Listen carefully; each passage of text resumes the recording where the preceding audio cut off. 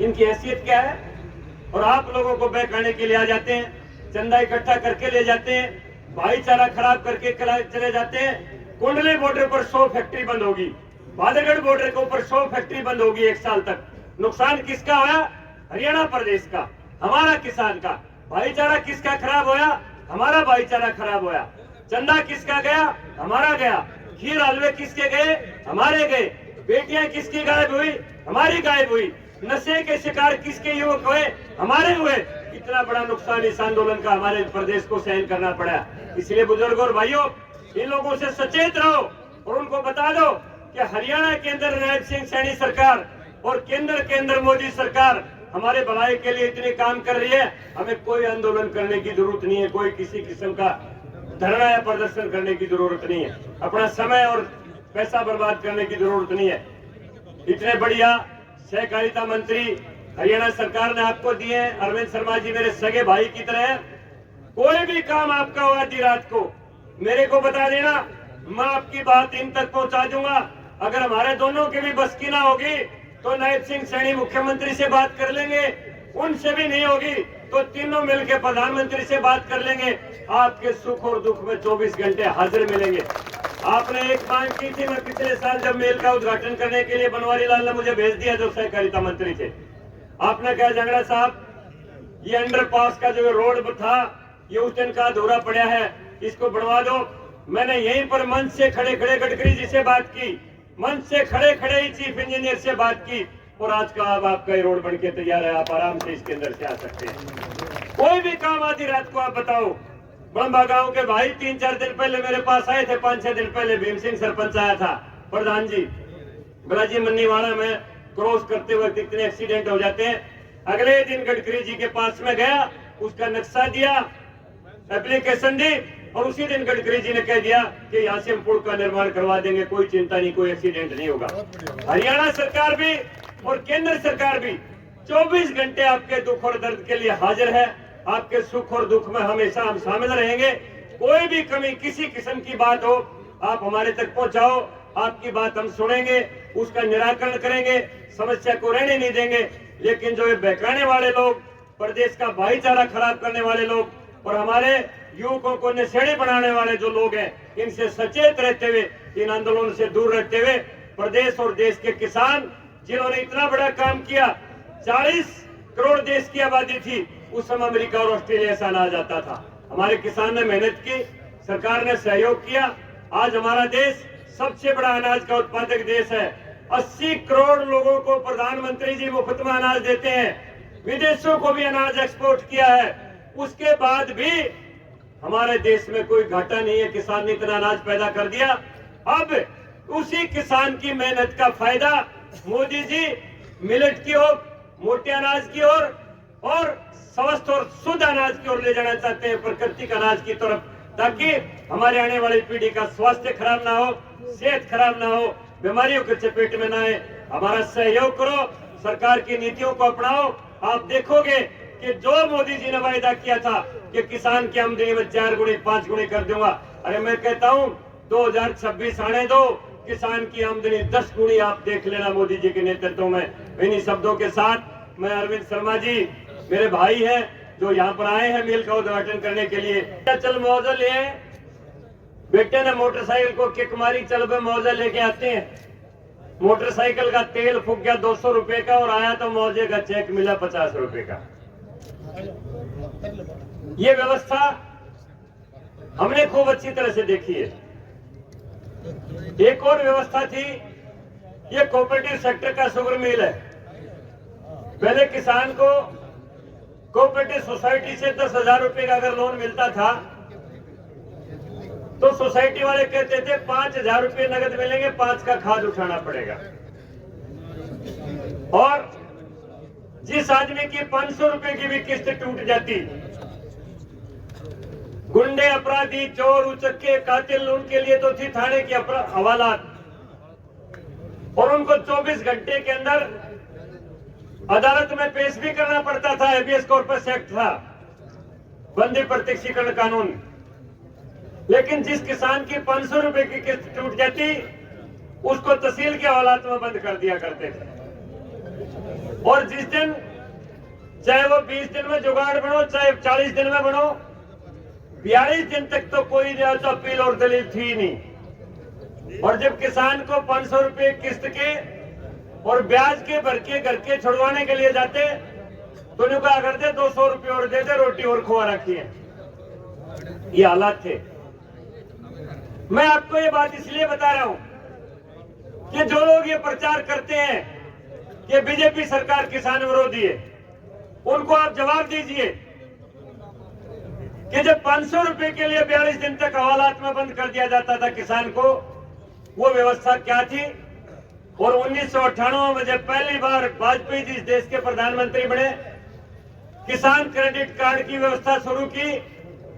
उस समय किसान के ऊपर जो ब्याज लगता था वो 24% था, 2 रुपये सैकड़ा ब्याज था। वाजपेयी जी ने 24% ब्याज को घटा के 7% किया, किसान क्रेडिट कार्ड की व्यवस्था की। और आज मोदी सरकार किसान को जो लोन दे रही है उस पर 4% सब्सिडी केंद्र सरकार देती है अगर समय पर कोई किस्त दे दे, और 3% हरियाणा सरकार, 0% के ऊपर किसान को ब्याज के ऊपर कोई ब्याज नहीं लगता, लोन मिलता है। ये व्यवस्था किसने की है?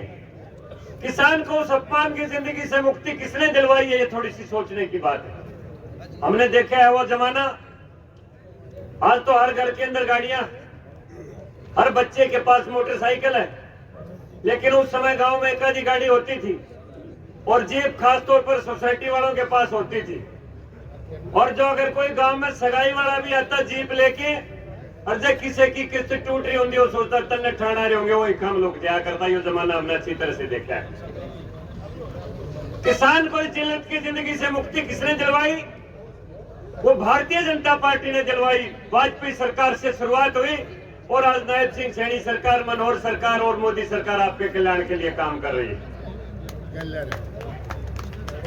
और आपको एक और जानकारी दे दूं, अपने ही गुजरात के, अपने ही हरियाणा के रहने वाले गवर्नर हैं, जो गुजरात के गवर्नर है आचार्य देवव्रत जी, उन्होंने प्रधानमंत्री जी को प्राकृतिक खेती की सलाह दी।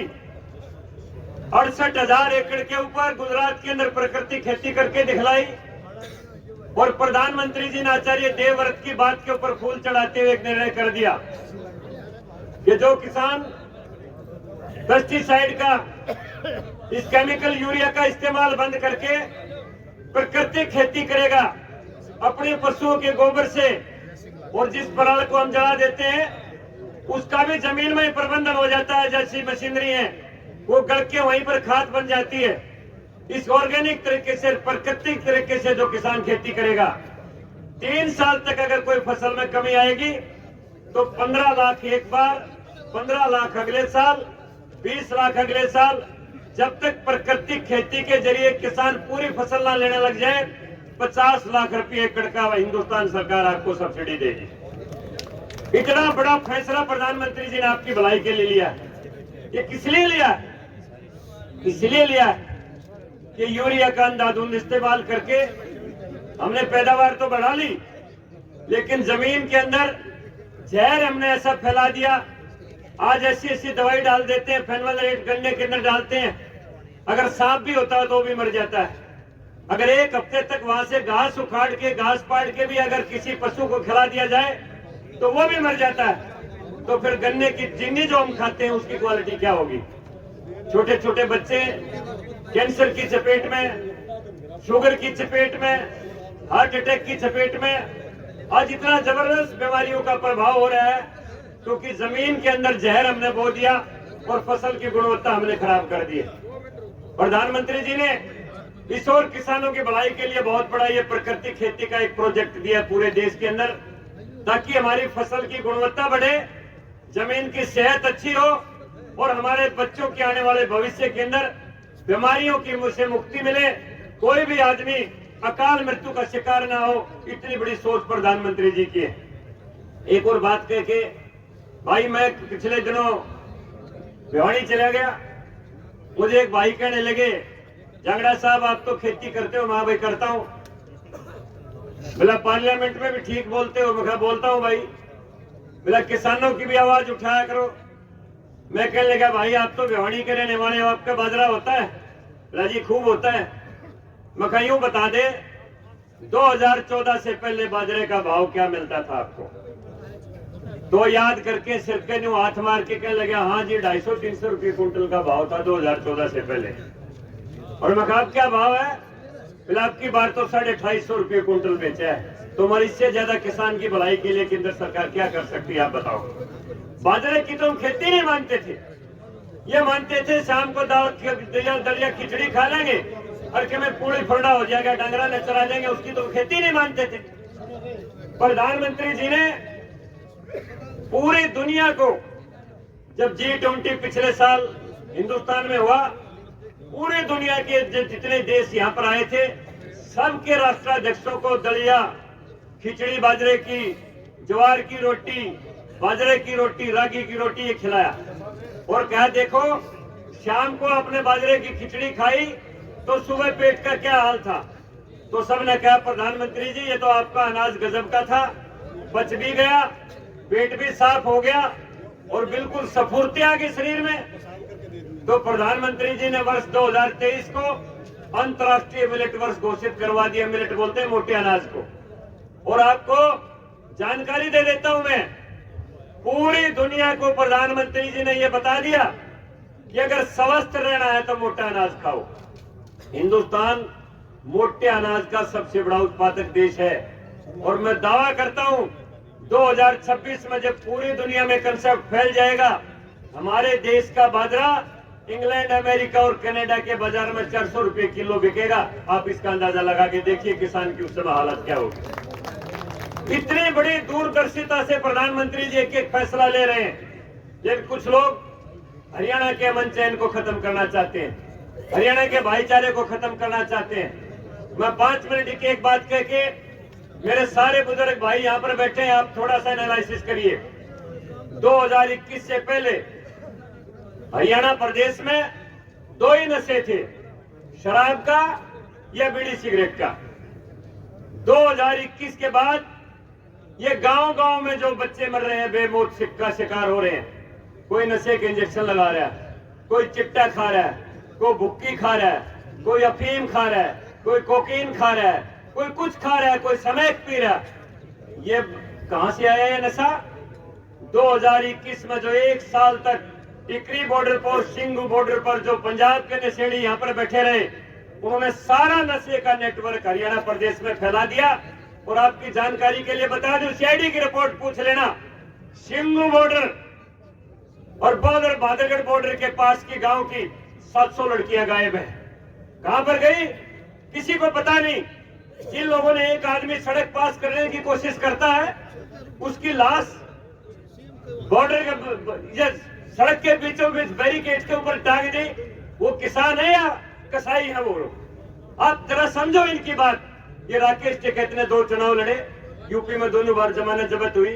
ये गुरनाम सिंह चढ़ोनी ने अभी पेवा से चुनाव लड़ा है, 1170 वोट आई है। इनकी हैसियत क्या है? और आप लोगों को बहकाने के लिए आ जाते हैं, चंदा इकट्ठा करके ले जाते हैं, भाईचारा खराब करके चले जाते हैं। कुंडली बॉर्डर पर 100 फैक्ट्री बंद होगी, बहादुरगढ़ बॉर्डर के ऊपर 100 फैक्ट्री बंद होगी 1 साल तक। नुकसान किसका होया? हरियाणा प्रदेश का, हमारा किसान का। भाईचारा किसका खराब होया? हमारा भाईचारा खराब होया। चंदा किसका गया? हमारा गया। खीर हलवे किसके गए? हमारे गए। बेटियां किसकी गायब हुई? हमारी गायब हुई। नशे के शिकार किसके युवक हुए? हमारे हुए। इतना बड़ा नुकसान इस आंदोलन का हमारे प्रदेश को सहन करना पड़ा।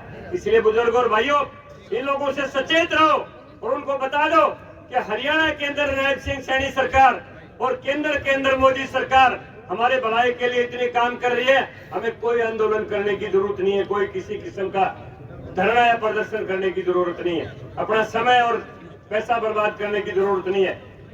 इतने बढ़िया सहकारिता मंत्री हरियाणा सरकार ने आपको दिए हैं। अरविंद शर्मा जी मेरे सगे भाई की तरह है। कोई भी काम आपका हो आधी रात को मेरे को बता देना, मैं आपकी बात इन तक पहुंचा दूंगा। अगर हमारे दोनों की भी बस की ना होगी तो नायब सिंह सैनी मुख्यमंत्री से बात कर लेंगे, उनसे भी नहीं होगी तो तीनों मिलकर प्रधानमंत्री से बात कर लेंगे। आपके सुख और दुख में 24 घंटे हाजिर मिलेंगे। आपने एक मांग की थी, मैं पिछले साल जब मेल का उद्घाटन करने के लिए बनवारी लाल ने मुझे भेज दिया, जो सहकारिता मंत्री थे, आपने कहा जंगड़ा साहब ये अंडरपास का जो रोड था ये उस दिन का अधूरा पड़ा है, इसको बनवा दो। मैंने यहीं पर मंच से खड़े खड़े गडकरी जी से बात की, मंच से खड़े खड़े ही चीफ इंजीनियर से बात की, और आज का अब आपका ये रोड बन के तैयार है, आप आराम से इसके अंदर से आ सकते हैं। कोई भी काम आधी रात को आप बताओ। बड़ंबा गांव के भाई 3-4 दिन पहले मेरे पास आए थे, 5-6 दिन पहले भीम सिंह सरपंच आया था, प्रधान जी बलाजी मन्नीवाड़ा में क्रॉस करते वक्त इतने एक्सीडेंट हो जाते हैं। अगले दिन गडकरी जी के पास में गया, उसका नक्शा दिया, एप्लीकेशन दी, और उसी दिन गडकरी जी ने कह दिया कि यहाँ से हम पुल का निर्माण करवा देंगे, कोई चिंता नहीं, कोई एक्सीडेंट नहीं होगा। हरियाणा सरकार भी और केंद्र सरकार भी 24 घंटे आपके दुख और दर्द के लिए हाजिर है। आपके सुख और दुख में हमेशा हम शामिल रहेंगे। कोई भी कमी किसी किस्म की बात हो आप हमारे तक पहुंचाओ, आपकी बात हम सुनेंगे, उसका निराकरण करेंगे, समस्या को रहने नहीं देंगे। लेकिन जो ये बहकाने वाले लोग, प्रदेश का भाईचारा खराब करने वाले लोग और हमारे युवकों को नशेड़ी बनाने वाले जो लोग हैं, इनसे सचेत रहते हुए, इन आंदोलनों से दूर रहते हुए प्रदेश और देश के किसान जिन्होंने इतना बड़ा काम किया, 40 करोड़ देश की आबादी थी, उस समय अमेरिका और ऑस्ट्रेलिया से अनाज आता था। हमारे किसान ने मेहनत की, सरकार ने सहयोग किया, आज हमारा देश सबसे बड़ा अनाज का उत्पादक देश है। 80 करोड़ लोगों को प्रधानमंत्री जी मुफ्त में अनाज देते हैं, विदेशों को भी अनाज एक्सपोर्ट किया है। उसके बाद भी हमारे देश में कोई घाटा नहीं है, किसान ने इतना अनाज पैदा कर दिया। अब उसी किसान की मेहनत का फायदा मोदी जी मिलेट की ओर, मोटे अनाज की ओर और स्वस्थ और शुद्ध अनाज की ओर ले जाना चाहते हैं, प्राकृतिक अनाज की तरफ, ताकि हमारे आने वाली पीढ़ी का स्वास्थ्य खराब ना हो, सेहत खराब ना हो, बीमारियों के चपेट में ना आए। हमारा सहयोग करो, सरकार की नीतियों को अपनाओ। आप देखोगे कि जो मोदी जी ने वायदा किया था कि किसान की आमदनी में 4 गुनी 5 गुनी कर दूंगा, अरे मैं कहता हूं 2026 आने दो, किसान की आमदनी 10 गुनी आप देख लेना मोदी जी के नेतृत्व में।